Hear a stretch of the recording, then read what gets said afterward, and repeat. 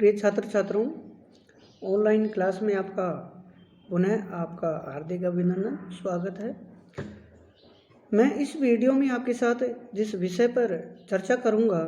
वो है संगम काल। प्रिय विद्यार्थियों, जैसे हम बात करते हैं पहले कि संगम काल क्या चीज़ है, संगम से क्या तात्पर्य है, संगम काल का समय क्या है, संगम साहित्य क्या है। उससे पहले मैं आपके साथ एक बात करना चाहूँगा कि जब संगम साहित्य और संगम काल की हम बात करते हैं तो ये भारत के दक्षिणी राज्यों के इतिहास से संबंधित है। दक्षिण के जो क्षेत्र हैं, तमिलनाडु, केरला, कर्नाटक का दक्षिणी भाग, आंध्र का लगता हुआ भाग, उस दक्षिण के भी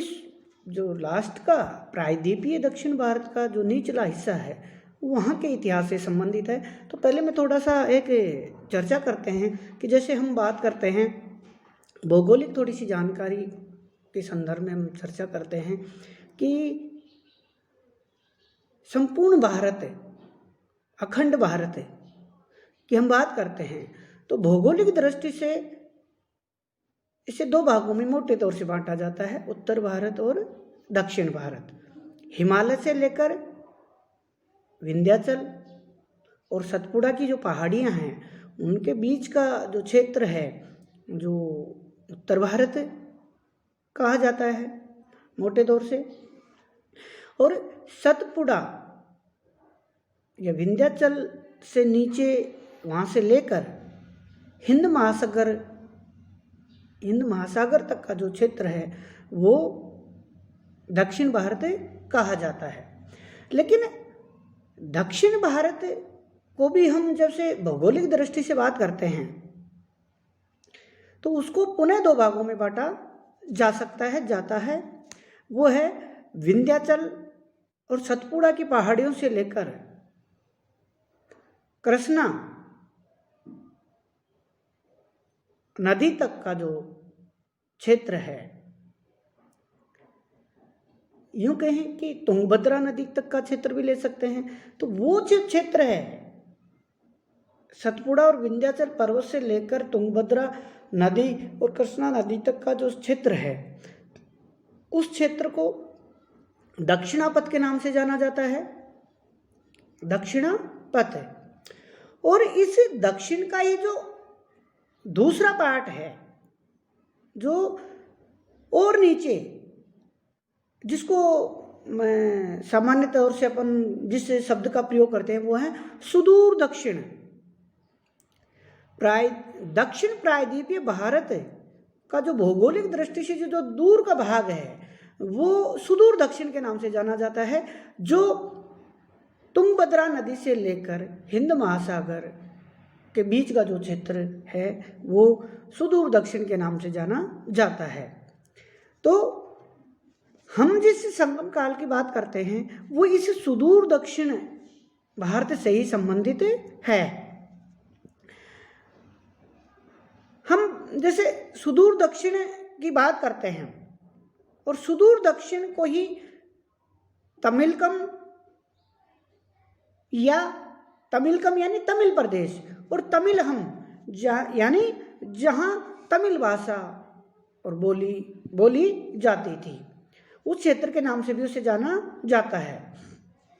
भारतीय इतिहास का वह काल जब दक्षिण भारत तीन राजवंशों, चोल, जिनकी जो स्थिति थी चोलों की वो थी दक्षिण में उत्तर पूर्व की तरफ, यानी जो आधुनिक तमिलनाडु है उसका उत्तर और पूर्व जो भाग है उत्तर पूर्वी, वहाँ पर इनका राज्य था। दूसरा राजवंश था चेरों की जो स्थिति थी वो थी केरल, और तीसरा राजवंश था पांड्यों की जो भौगोलिक स्थिति थी वो थी दक्षिण पूर्व। और जब इन तीनों राजवंशों से जो शासित समय था वही संगम काल के नाम से जाना जाता है। अब हम बात करते हैं संगम काल का तात्पर्य क्या है, संगम से तात्पर्य क्या है। यानी मोटे तौर से तो मैं पहले बता देता हूँ आपको कि संगम साहित्य से ही हमें दक्षिण भारत है, सुदूर दक्षिण भारत के इतिहास की जानकारी मिलती है। तो हम बात करते हैं कि संगम काल क्या है, संगम से क्या तात्पर्य है। तो हम संगम की बात करते हैं, संगम की, तो संगम का अर्थ होता है संघ, परिषद,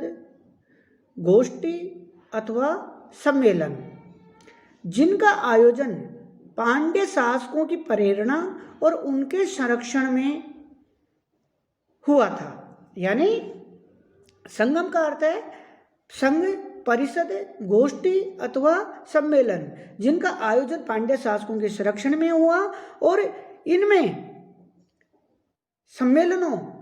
और इन परिषद में ही कोई भी विद्वान अपनी उत्कृष्ट काव्य रचनाओं की समीक्षा, संकलन तथा संपादन करते थे और इन संगम में अनुमोदन व स्वीकृति के बाद ही कोई भी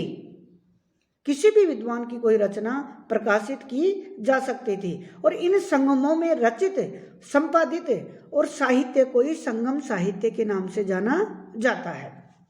मैं आपको पुनः एक बार रिपीट कर देता हूँ कि संगम शब्द का अर्थ होता है संघ, परिषद, गोष्ठी अथवा सम्मेलन, और ये ऐसे ही सम्मेलन हुए थे पांड्य शासकों के संरक्षण में। और कोई भी जो कवि था, कोई भी विद्वान जो सुदूर दक्षिण का, तमिल प्रदेश का जो विद्वान था, वो अगर अपनी कोई भी रचना प्रकाशित करवाना चाहता था, संपादित करना चाहता था, तो उन्हें उन संगम थे, संघ थे, परिषद थी, जो सम्मेलन होते थे विद्वान जो कवियों के, उनमें प्रस्तुत करना पड़ता था और उन सम्मेलन अर्थात परिषदों में स्वीकृति, अनुमोदन के पश्चात ही कोई भी रचना वो संपादित हो सकती थी, स्वीकृत हो सकती थी और उसी के बाद वो संपादित होकर लोगों तक पहुंचती थी और इसी में रचित साहित्य को ही संगम साहित्य के नाम से जाना जाता है। जब हम बात करते हैं कि संगम काल की जानकारी किनसे मिलती है, संगम काल के बारे में जानकारी का स्रोत क्या है, तो वैसे तो दक्षिण भारतीय राज्यों के बारे में हमें वैदिक साहित्य से भी जानकारी मिलती है, पुराणों से भी मिलती है, रामायण से भी मिलती है। लेकिन जब हम देखते हैं कि ये जो वैदिक साहित्य है, वैदिक साहित्य में दक्षिण के जो लोग हैं, दक्षिण के लोगों के प्रति अनार्य या असम्मानित शब्दों का प्रयोग मिलता है, जहां उन्हें पुलिंद, आंध्र आदि के नाम से संबोधित किया गया है। हम साहित्यिक दृष्टि से पहला जो दक्षिण के बारे में जो साक्ष्य हमें मिलती है, जानकारी जो मिलती है, वो मिलती है 4वीं सदी ईसा पूर्व का जो विद्वान था मेगस्थनीज, जो मौर्य दरबार में आया था, उसके द्वारा रचित इंडिका में हमें सुदूर दक्षिण के संगम साहित्य और यहाँ के लोगों, राजवंशों के बारे में हमें जानकारी मिलती है।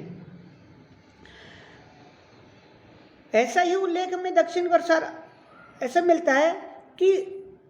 ऋषि अगस्त्य ने दक्षिण के लोगों और दक्षिण का जो क्षेत्र है,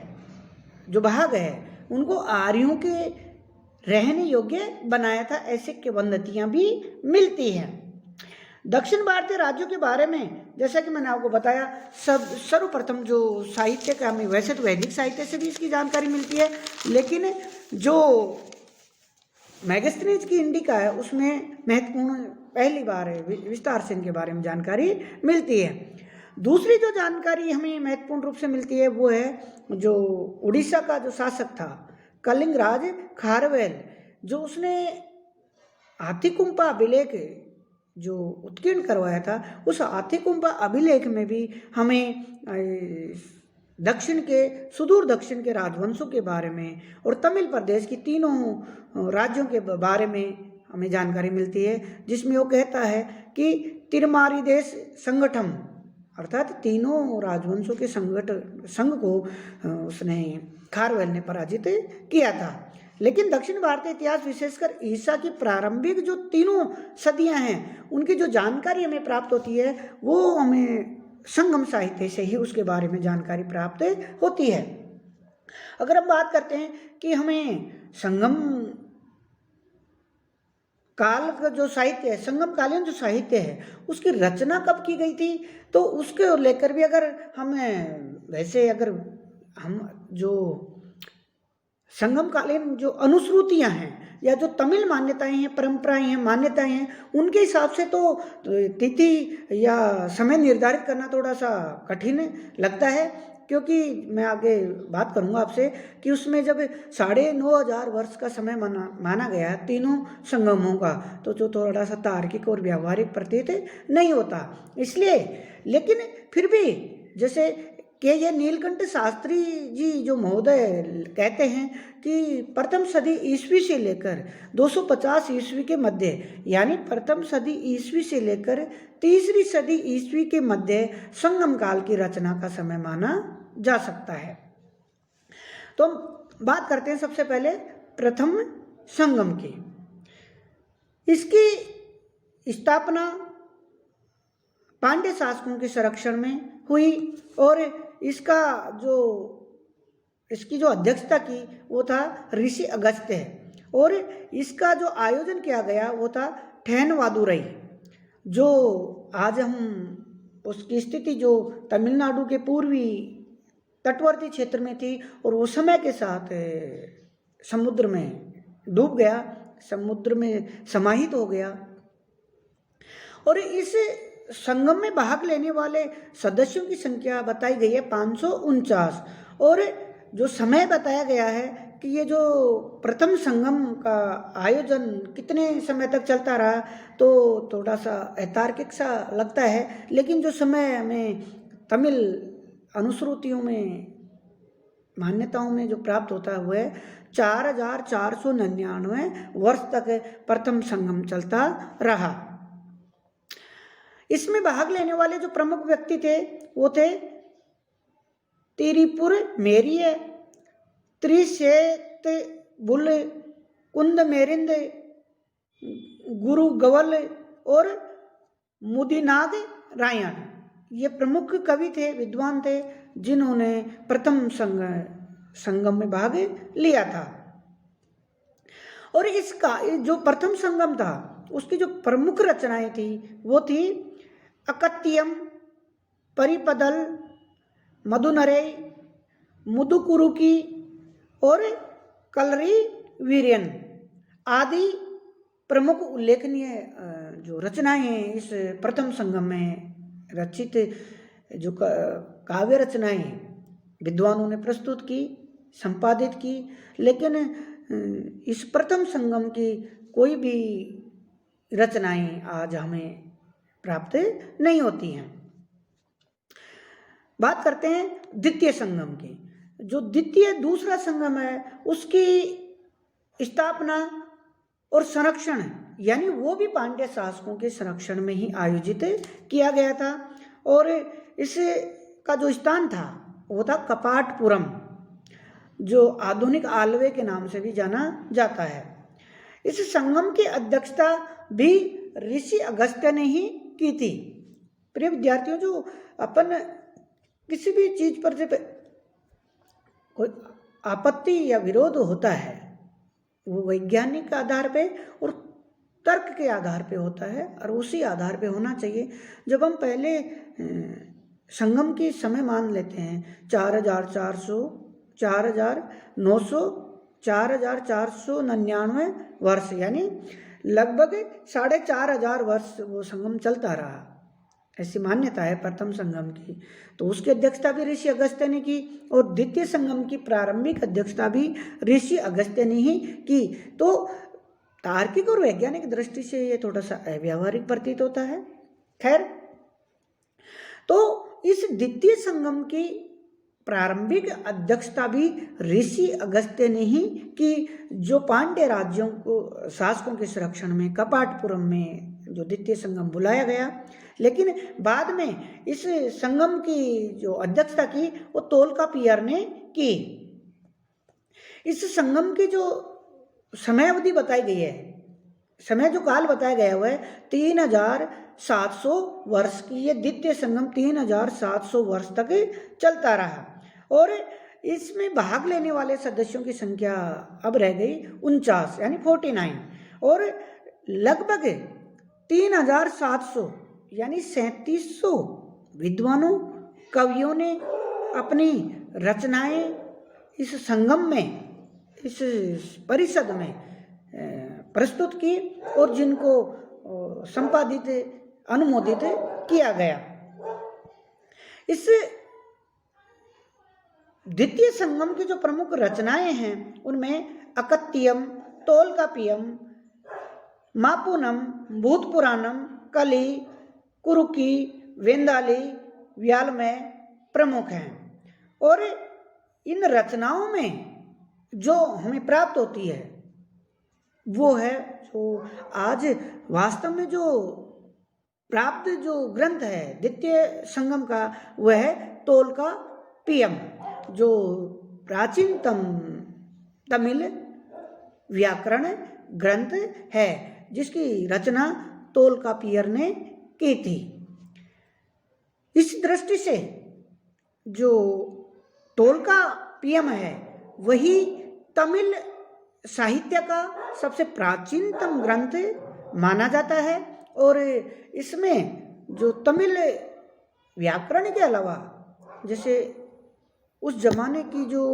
सामाजिक स्थिति थी, आर्थिक स्थिति, सांस्कृतिक, राजनीतिक स्थिति, उनके बारे में भी इस तोलकापियम में जो समय विशेष पर, या यूँ कहें कि उदाहरणार्थ उनका उल्लेख हमें इसमें प्राप्त होता है। कपाटपुरम तमिलनाडु के पूर्वी तट पर थी, समुद्र में डूब जाने के साथ ही द्वितीय संगम समाप्त हुआ। धन्यवाद।